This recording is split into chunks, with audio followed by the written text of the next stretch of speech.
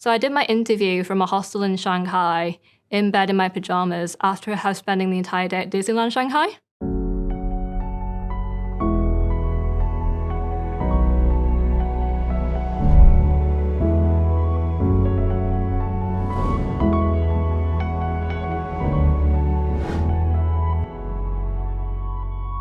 Hi, I'm Jasmin. I'm a research associate at Imperial College London in the Sustainable Gas Institute.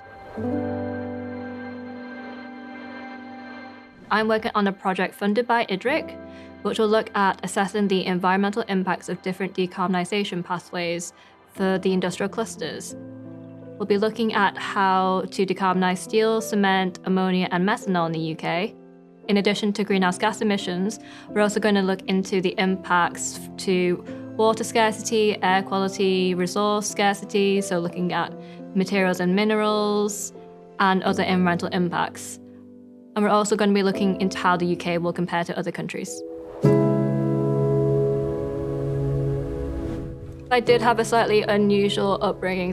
My dad's an academic, so I was one of those people who grew up thinking that everyone went to university. I knew from a very young age that researcher, postdoc, that was an actual job option. But I'm very aware that's just not something that you can do unless you have those direct contacts. But I think I would like anyone to know that if you like science and you like discovering new things, and research is definitely an option for you. I'm personally involved in a STEM podcast, which tries to introduce students to different areas of science, technology, and engineering and maths. We cover lots of different topics. Some of them I don't even know anything about. So while I was doing my PhD, there was a PhD student in my same group who graduated and then went on to a position at Imperial. He knew what my PhD was on, and it was quite relevant to the research that he was doing at Imperial. He said, well, looking to hire a postdoc, you should apply. And so I did apply. I didn't really think I would get the position. So I did my interview from a hostel in Shanghai in bed in my pajamas after spending the entire day at Disneyland Shanghai. The interview went well and I was offered the position. I came back to the UK, and then 2 weeks later I'd already found somewhere to live in London, and then 2 weeks after that I'd already started my job at Imperial. So that's the story of how I got to work at Imperial. Not the typical story. So not like a particular event, but more of an experience.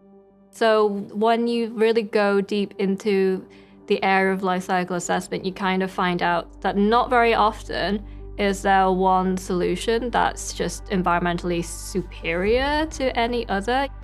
So in electricity generation, like solar and wind, they do have lower greenhouse gas emissions, but they do have higher impacts than, for example, natural gas electricity for things such as resource scarcity, just because you do need more metals and minerals to produce the wind turbines and the solar panels. So that's something that was a bit of an eye-opener. You do sometimes have to consider what the trade-offs are.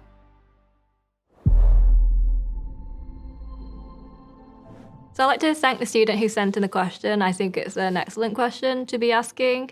So in terms of how much research goes into producing new products, there's quite a lot of research going into creating new products, either through developing new ways of making things, so new ways of manufacturing steel that's less carbon intensive, or through just changing the ways that we use different fuels.